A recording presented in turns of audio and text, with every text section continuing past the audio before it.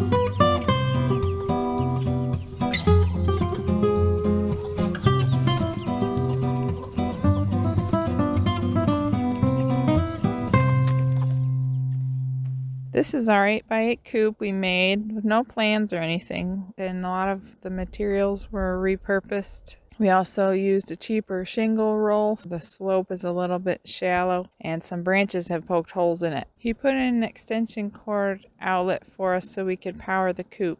We got that idea from Homestead Dad, which that way it was easier to use a heat lamp and put a light in there we usually do it between October and February so we can get a few more eggs. It's been nice to have the hooks in the ceiling to hang the water from. We cleaned this coop about a couple weeks after I filmed this. Oops. It's been pretty good coop for us, and it was pretty inexpensive to make.